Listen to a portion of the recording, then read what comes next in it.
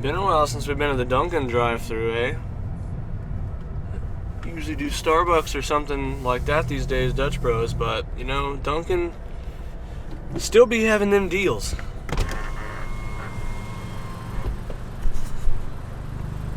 Hello, Dunkin', I can help you.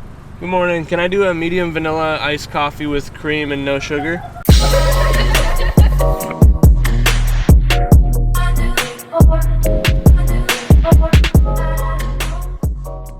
Anyways, good morning guys, welcome back to the channel. I hope you're having a good morning so far. My day is just getting started, as you can tell. Left the house a little late today, got some work to do. We have one of our buddies' Civics at the shop. He just picked up an EK hatch. I'm not sure the year, but he picked up this hatch because he has an FK7, just like what I'm driving here in my fiance's car, because she just had double ankle surgery for some implants that she had as a kid put in that they had to take back out.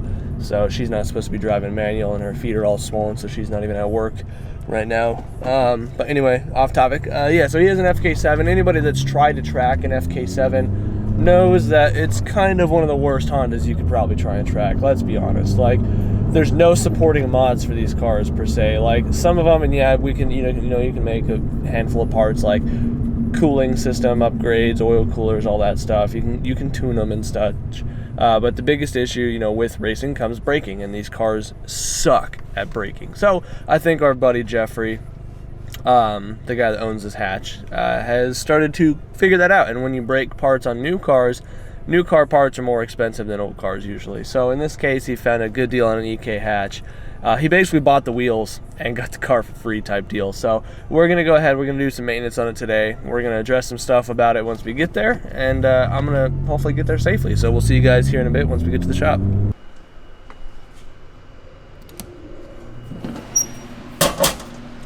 Alright, so this is what we're working with. Pretty little EK hatch. But, like I mentioned, he more or less bought the wheels and got a car with it. So we got some nice TEs and mag blue right here. And then the 996 is back because we were putting some camber arms in it to fit the rear wheels, because if you watch the video on this car, the rear wheels didn't fit very well. And they still don't, but it's at least good enough to get the guy driving on them to figure out what he wants to do with them, if he's going to change them or not. But whatever, different topic. So here we are. We have a B swap in this thing. So it came with a B20B. Owner is, up in the air right now about doing a VTEC conversion. Obviously, VTEC prices these days are a little expensive, so this is just supposed to be a seat time car. We know that the B20 is a good engine, not the most powerful, but reliable nonetheless. So we're in here to take care of it, do a little bit of maintenance. Now you can see it's got a whole bunch of stuff in here. It's a little dirty. I'm going to go ahead and give it a quick rinse out after I get done with everything. So topic of this video, we are going to be taking care of the timing belt and the water pump stuff here, and then we got a valve cover gasket, and I'm also doing a valve lash while I'm in here because unknown history of the swap, unknown history of the motor, car, any of it, but it's pretty obvious. We got some leaking down here. I'm pretty sure it's associated with the cam seals, but that's not on for right now. If I can diagnose it when I get in there as such, I may try and see if he wants me to do them, but as for now, main source of work is timing belt, water pump. So I've done a few of these before back when I was working out of my driveway on like my cars and a few customer cars and stuff when I was starting to take this stuff on as side work. So I'm not going to go into incredible detail about this. We're just going to kind of hang out, do a vlog session, and just get some work done. So the car looks like it's been maintained a little bit before, whether it's previous owner or not. So we got some newish looking G plus hoses. We got a new fan shroud here. Passport mounts, some sort of header. He does have an exhaust that fell off, so I do have to try and install that back on for him, because I think I may have to make a piece or modify a piece, but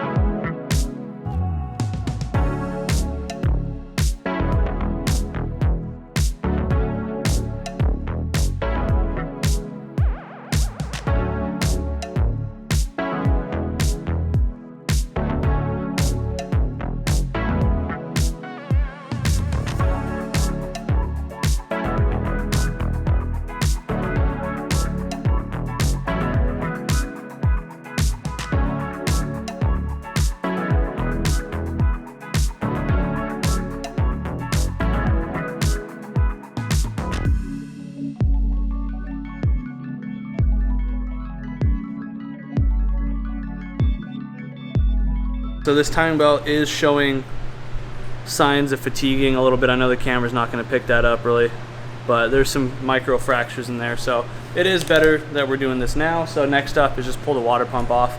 That's just a couple 10 mils. I just got to grab my bucket really quick. But yeah, I'm going to go ahead, keep tracking along on this thing, and then yeah, we're making steady progress. The camera's kind of dying, so I'm trying to, you know, charge it up in between shots here, but it's tedious. I left my extra batteries at home with this new camera. I'm not used to how it functions yet, but whatever. We're having a good time. And also, I know a lot of you guys are dealer techs or, you know, technicians, so you already know about this, but for those of you newer guys or younger kids that don't know what I was filling up, this is called a Sure Shot. Harbor Freight sells their own version now. It's like 20 bucks. All you do is you can go to O'Reilly's or AutoZone and you can buy brake clean in bulk. That big white drum that I bought, it was like 120 bucks, and I don't have like a you know, an account per se, like a wholesale account, so I don't get it cheaper than you would. So yeah, it was like 120 bucks, and then you just fill this up. You just fill it with compressed air, and you got yourself you know, unlimited brake clean without spending $5 a can. And this stuff, I've been using the same drum of it for probably 2 years now. Like, it goes a long way.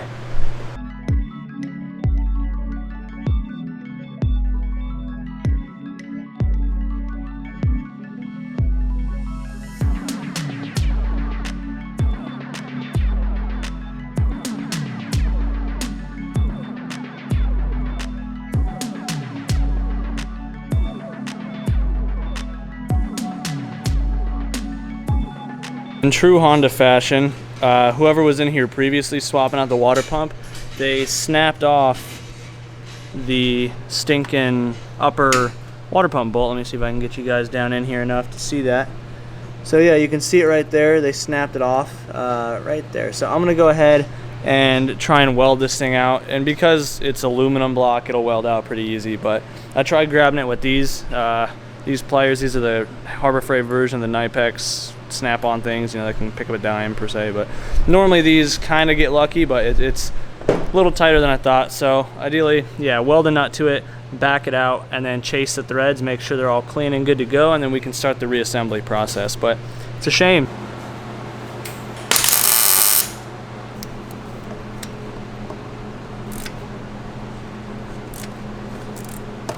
Okay, so bad news bears. Unfortunately, I spent just over 2 hours trying to extract this bolt out. You guys saw a couple small clips right there. I've never not had success welding a nut out or a bolt out, so I'm extremely disappointed. I tried everything I could, probably did it, I'd say 8 or 9 times, genuinely, trying to weld this out, different washer nut combinations. It just, I think whoever snapped it off in there, I think they had it cross-threaded as well, so even if the bolt did back out with the welding, it probably would have had to have been drilled and helicoiled, you know, on top of that. And I did end up snapping it off a little bit more deeper, so I could at least get a, you know, a drill bit in there. And I tried using extractor bits. I tried 2 different style ones, but unfortunately those aren't working either. And then because of the space, you know, constraints, it's just not working. So unfortunately, you know, we're just gonna have to do what they did the Haggard way and silicone it up.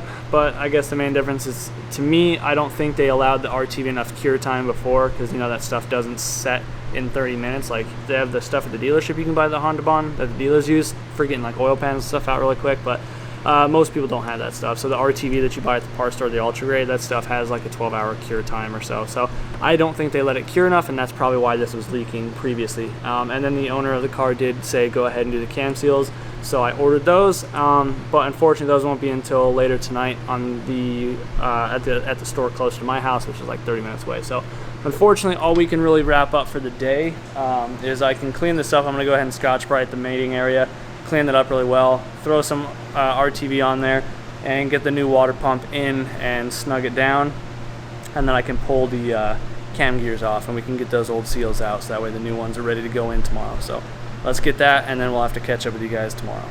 Back here the next morning now, got what we needed, so we have the cam seals right here. I also happened to run over to the exhaust supply place, and I found a donut gasket or ball socket gasket. I don't even know what it's technically called, but it seems to fit. It's a pretty snug fit on the header, so once I get the car up, when it goes time to put the exhaust on, you know, we'll have to try and tap it in some more. And then we also got some coolant. So I like to use the Xerox Asian formula. It's the blue stuff. It's basically the same exact stuff that you get from the dealership, just half the cost. So as you saw in the last clip from yesterday, we got the water pump on. I just touched it. It's still a little malleable, like the Honda Bond's still a little sticky because it's just been so humid here, which is weird in Arizona. You know, it's monsoon season, so it's to be expected, but very abnormally humid here. So I'm not gonna add coolant yet. I don't want this thing to risk it. The guy's not in a hurry, so we'll come back later this evening after we do the rest of this. But in the meantime, you know, I'm just gonna go ahead, work on getting these cam gears off really quick, get these seals put in, and then I'm gonna go ahead and start doing the timing. So.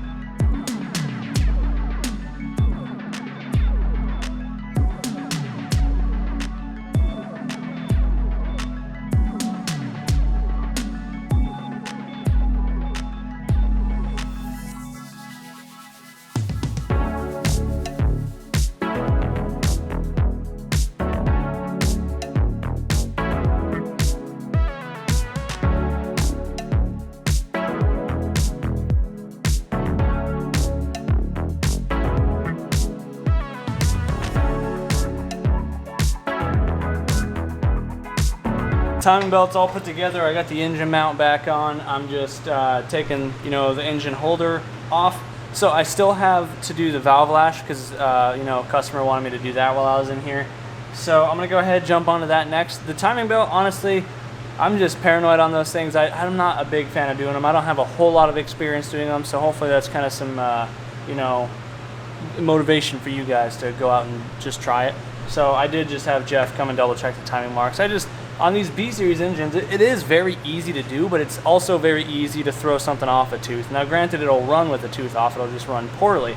And that was the issue I had. So the first rotation around, everything lined up, but then after I hand spun it 3 times, after going 3 teeth advance to tighten the tensioner, the intake cam was off a tooth. So I had to tear it all apart again and do it over again. But it looks like it worked the second time around. But yeah, it's just tedious. So we go ahead, get this thing taken off, and we'll do the valve lash, and then after that we just got to put the valve cover gasket on, you know, the new one, top this thing up with coolant, and then bolt the exhaust back up, and she's ready to go home. Okay, so this isn't really a tutorial video, but I just want to share with you guys in case you don't already know. So these are the feeler gauges we're using. So intake on this engine, just like most B-Series non-VTEC, is going to call for 4 to 6 thousandths, and exhaust is going to call for 6 to 8 thousandths. Now you can see I got them all laid out here. My rule of thumb, let's say for intake, for example, 4 is going to be too loose, 6 should not go in at all, 5 should be just right. You should feel a decent amount of drag on there. And then as for order of operations, you want to do each cylinder at top dead center. Now right now, because I just finished putting the timing assembly together, cylinder 1 is still at top dead center, and you can see how the cams here are facing outward on each side. So each cylinder at TDC is going to follow suit. So in this case, being a Honda B series, we're going to be at 1 and then 3 and then 4 and then 2. So go ahead, set your lash. Again, you want to do this on a bone cold engine because it's consistent. You don't have, you're not going to have your variable,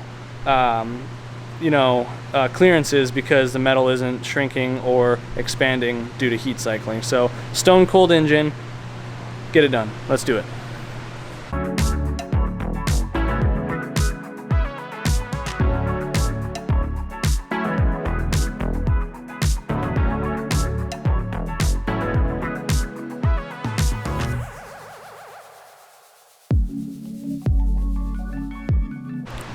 Cylinder 1's done. I just moved it over to cylinder 3 so you can see these 4 lobes are facing opposite ways, and you can see here on the cams that it is no longer showing up being up here, but now they are both to the side here and here.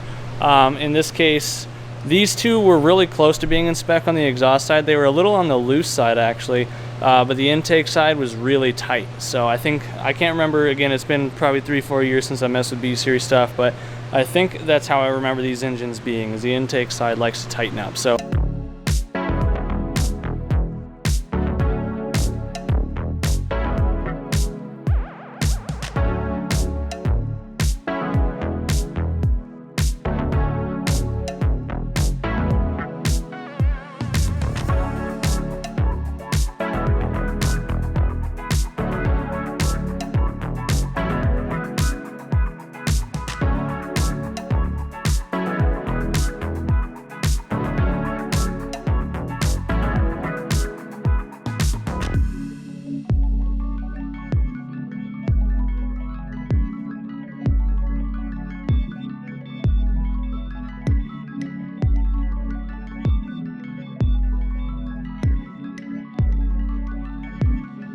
So moving on to the last little bits, I ended up talking him into doing an oil change because after I shut the camera off in that last clip, I checked the oil, realized there's none on the dipstick, and everything that was showing and leaking from stuff that I was removing was very, very dark. So just doing a basic oil change for now. Since he's going to track it, I'll let him put it what he wants in later, but because we're so low and whatnot, whatever. Realized he's missing 2 hangers on the exhaust, so got 2 hangers from O'Reilly's. Got some hardware as well, so I'm gonna go ahead try and get this exhaust hung up. The only thing that I couldn't figure out, O'Reilly's didn't have any of the gaskets that go on this style flange here, this 2-bolt. So unfortunately, I don't know what we're gonna do about that in the short term. May just have to bolt it up and have him order some online, unless Jeff next door has some. But anyway, I'm gonna hang this exhaust up, change the oil really quick, and that's about all I can do for the day. Okay, some time has passed. Just did the oil change. The oil that came out, I genuinely think maybe 1.5 quarts, 2 quarts came out. So that's definitely something I got to tell him to keep an eye on. But oil is topped off now. I'll top it off once I fire it up tomorrow. I went to put the exhaust on to find out that the exhaust didn't fit like the header. So I do have one of these blocks flanges because I was going to make S2000 test pipes, and then I just haven't got around to it. So I do have an extra flange laying around that will work. I just gotta wait for him to show up because he was gonna grab something out of the car anyway. So confirm with him that he wants me to cut up the exhaust to make it fit. But otherwise, that's the only thing we're running into is change out that flange. We need 2 of the gaskets for the exhaust, and then to put coolant in it tomorrow, and this thing's good to go home. So I'm very, very tired. So I'm gonna wrap this up, and we'll see you guys to finish this video in the morning once the car is ready to test fire and send it packing. So that last clip was a lie. Dude ended up wanting to buy the flange off me, so I just went ahead and got this taken care of. Now we're looking really pretty. I was just gonna MIG weld it because it's just a Yanaka exhaust, but that's just not, I will do cheaper, welding work on jobs like this that are usually bigger, but I don't know. I just felt like I should have just put in the extra little bit of effort like that, like I did. So now the exhaust will fit. I already got the rest of it hung up, so I'm gonna go ahead, finish this up, and then we'll see you guys in the morning for fluids.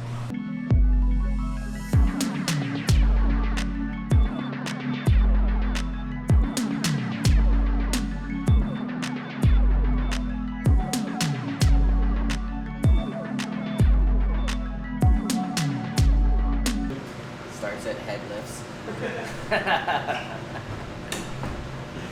Oh man.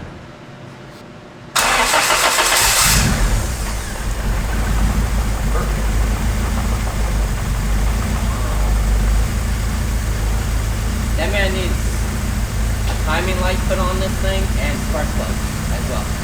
Yeah. I mean, he did have some newer iridium, newish iridiums in there, so.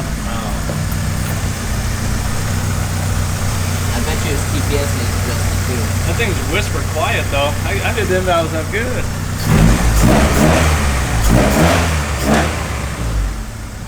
If it wasn't cold started, I'd fucking rip my temperature. That sounds really good. Smells really rich though already, so I'm sure the ignition timing's probably off. I bet mine is. So it's close to operating temp. I'm just waiting for the fans to cycle to let me know that she's bled out, but it's idling pretty good. It's sounding really good, so I'm stoked. no issues so far.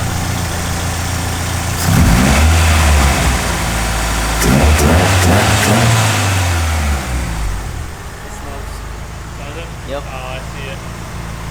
Drifting away. Alright, taking this thing for a quick test drive, make sure it doesn't overheat. And I can already tell the exhaust is rattling against the shifter. But nothing I can do about that without rebuilding that section of the exhaust, which, you know, wasn't exactly on the bill, so that's not what we're worried about. But the car drives pretty good. Like, the motor feels good. Like, it's been a handful of years since I've driven a B20, but you know, overall it feels like it should. I don't know.